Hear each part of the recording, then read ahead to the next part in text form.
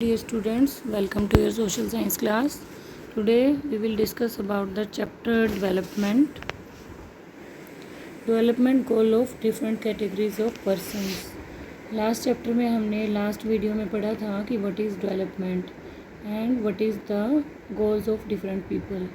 तो कैटेगरी अलग अलग कैटेगरी होती है अलग अलग लोगों की। जैसे लैंडलेस रूरल लेबरर होते हैं, वो क्या चाहते हैं कि more days of work, better wages, अच्छी उनकी सैलरी हो, इकोनॉमिक और सोशल इक्वलिटी हो, समाज में उनको इक्वल समझा जाए, इकोनॉमिकली वो सबके इक्वल हों और समाज में उनके साथ अच्छा व्यवहार हो।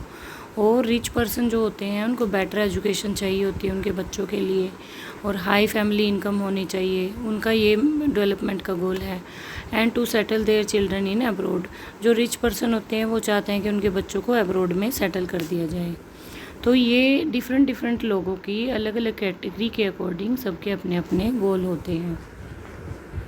Next is method of measuring national development. National development को मेज़र करने के लिए कौन कौन से तरीके हैं, कौन कौन से मेथड्स हैं। अब नेशनल इनकम की बात करेंगे।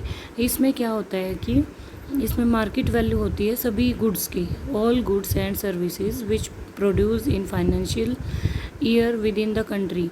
अब एक वर्ष के अंदर जितना भी प्रोडक्शन होता है, जितना भी सामान और जितनी भी सर्विसेज पे जो भी मार्केट की वैल्यू होती है वो होता है नेशनल इनकम। अब एवरेज इनकम की बात करेंगे हम। एवरेज इनकम का सेकंड नेम है पर कैपिटा इनकम, इसको शॉर्ट फॉर्म में बोलते हैं पीसीआई। और इसको it is the ratio of total national income of a country with respect to total population. अब इसमें क्या होता है, पर कैपिटा इनकम जब हम किसी कंट्री की निकालते हैं या किसी स्टेट की निकालते हैं तो टोटल इनकम देखते हैं, total income divide by population या फिर national income divide by population. इसका ये मेथड है, इसके द्वारा हम पर कैपिटा इनकम को हम मेज़र कर सकते हैं, कैलकुलेट कर सकते हैं। अब नेशनल डेवलपमेंट क्या है?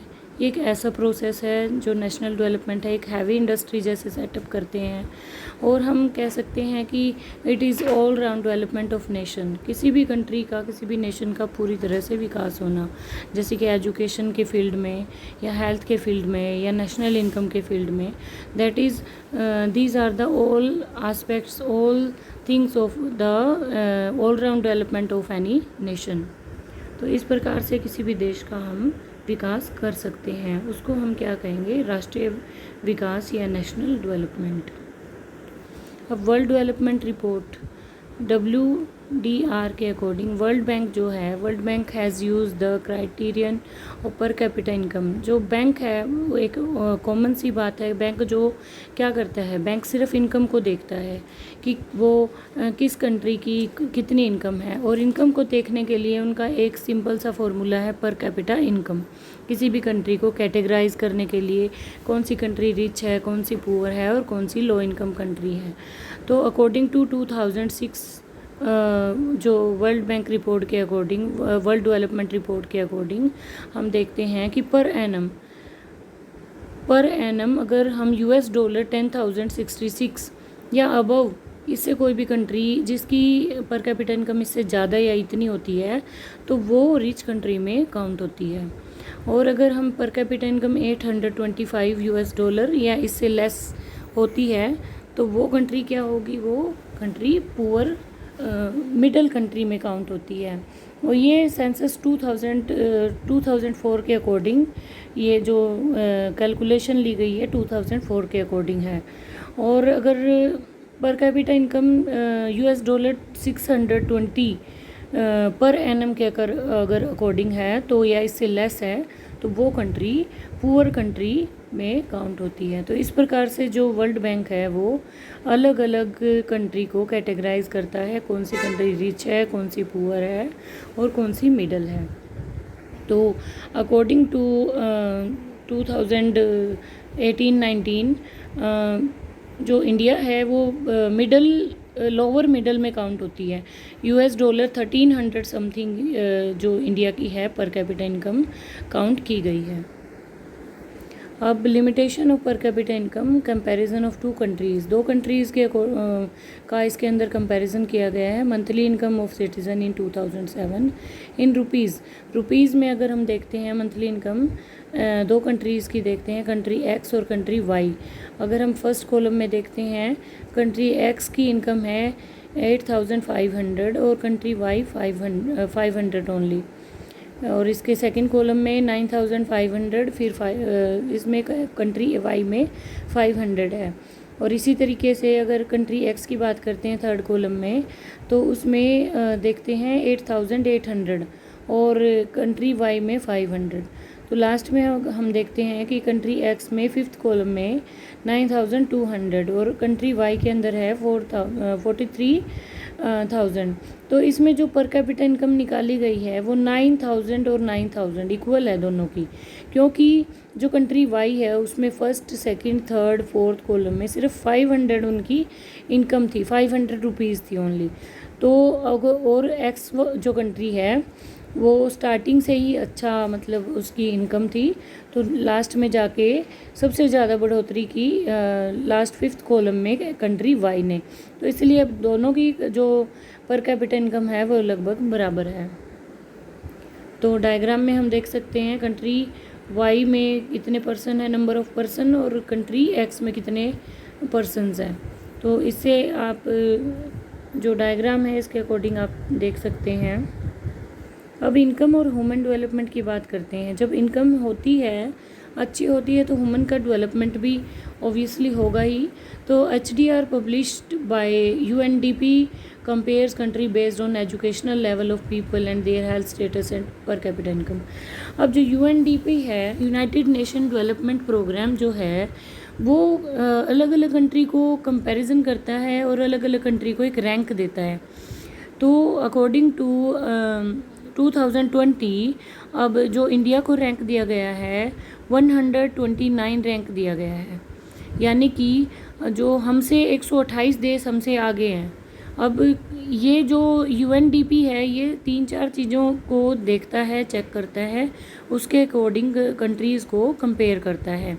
फर्स्ट ऑफ ऑल इसके अंदर एजुकेशन लेवल देखा जाता है, सेकंड लोगों का हेल्थ स्टेटस देखा जाता है, और थर्ड इसमें पर कैपिटा इनकम देखा जाता है। लेकिन जो वर्ल्ड बैंक है, वर्ल्ड बैंक का जो मैंने अभी आपको बताया था, वर्ल्ड बैंक सिर्फ पर कैपिटा इनकम को देखता है। तो इसी तरह से ह्यूमन डेवलपमेंट को इंडिकेटर्स जो हैं वो मेनली जो 4 मैंने पॉइंट्स आपको दिए हैं इसके अंदर आप देख सकते हैं। इन्फेंट मोर्टेलिटी रेट, शिशु मृत्यु दर, it indicates the number of children that die before the age of 1 year as the proportion of 1000 lives. अगर 1000 बच्चों के पीछे मरने वाले बच्चों की संख्या, ठीक है, पर्टिकुलर एरिया में और पर्टिकुलर टाइम पीरियड के अंदर, तो शिशु मृत्यु दर, मरने वाले एक वर्ष से नीचे की आयु के बच्चों की जो मृत्यु हो जाती है उसको इन्फेंट मोर्टेलिटी रेट में काउंट किया जाता है। अब लिटरेसी रेट क्या होता है?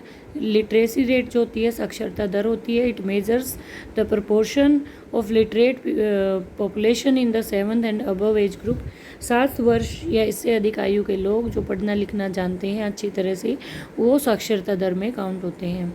अब नेट अटेंडेंस रेशो क्या है? It is the total number of children of age group 6 to 10 attending school. अब अटेंडेंस के नाम से ही पता चलता है, जैसे आप लोगों की अटेंडेंस ली जाती है स्कूल में, इसी तरह से अगर ये बच्चे स्कूल अटेंड करते हैं, 6 to 10 ईयर्स के बच्चे, एज के बच्चे जो स्कूल अटेंड करते हैं, अब कितने बच्चे एनरोल्ड हैं और कितने स्कूल अटेंड करते हैं, तो total number of children in the same age group को काउंट किया जाता है। तो that is called net attendance ratio. अब इसके अंदर आगे नेक्स्ट है sex ratio. It is the total number of female पर 1000 ऑफ मेल्स। किसी पर्टिकुलर एरिया में अगर मेल्स की मेंबर अगर हैं तो उसके पर 1000 मेल्स के पीछे फीमेल्स की संख्या कितनी है, तो that is the sex ratio. तो ये सारे इंडिकेटर्स हैं जो कि ह्यूमन डेवलपमेंट में हेल्प करते हैं। अब आप देख सकते हो जो क्राइटेरिया दिया गया है इसके अंदर, कंपैरिजन है अलग अलग कंट्री का, कि जैसे चाइना है, नॉर्वे, श्रीलंका, इंडिया, पाकिस्तान, इसमें पर कैपिटा इनकम देखो US डॉलर के अकॉर्डिंग। फिर life expectancy at birth. Life expectancy क्या होती है? ये एक जीवन प्रत्याशा इसको बोलते हैं हिंदी में। जो हिंदी मीडियम स्टूडेंट हैं तो उनके लिए थोड़ा इजी होगा।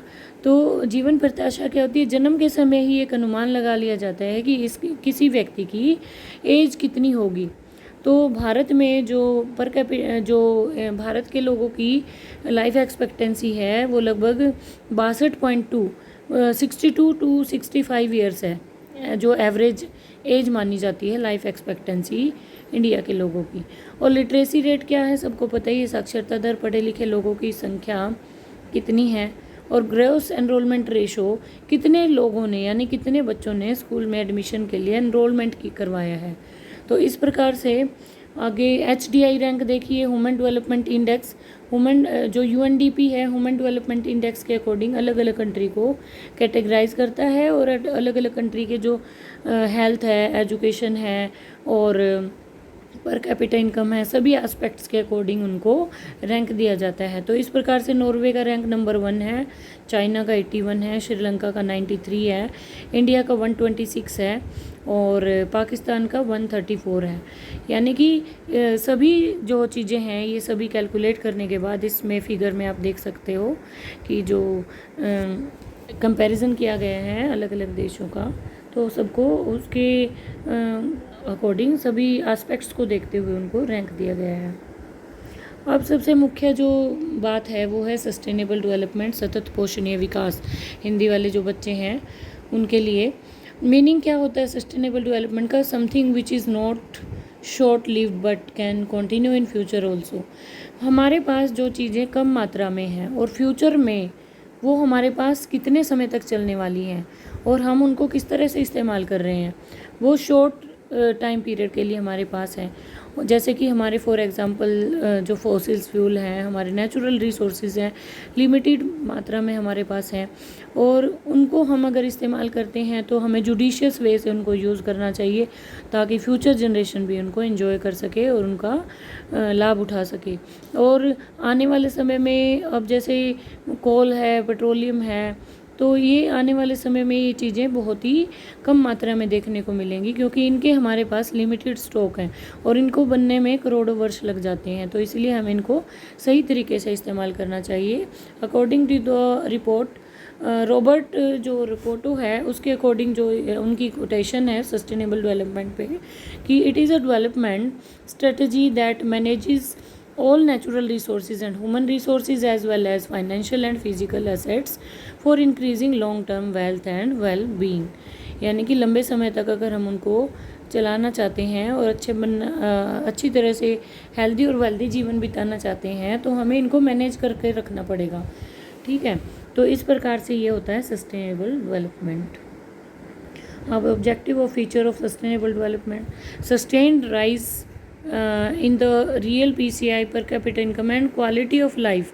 अगर हम इनको क्वालिटी ऑफ लाइफ जीना चाहते हैं, पर कैपिटा इनकम को बढ़ाना चाहते हैं, तो हमें सभी रिसोर्सेज को सही तरीके से सस्टेन करके रखना पड़ेगा, सही इस्तेमाल करना पड़ेगा।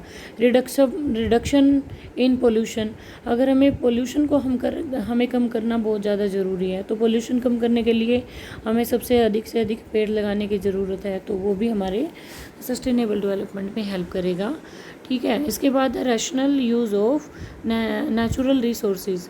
तो जो नेचुरल रिसोर्सेज का हमें सही तरीके से एक रैशनली हमें उसका सही तरीके से हमें उसका इस्तेमाल करना पड़ेगा and to fulfills the requirement of future generation. सबसे मेन बात यही है कि हमें फ्यूचर जनरेशन की रिक्वायरमेंट को पूरा करने के लिए, उनकी रिक्वायरमेंट्स को, उनकी इच्छाओं को पूरा करने के लिए हमें अपने नेचुरल रिसोर्सेज को सही तरीके से इस्तेमाल करना चाहिए और अधिक से अधिक हमारे पर्यावरण की रक्षा के लिए हमें अधिक से अधिक पेड़ लगाने चाहिए।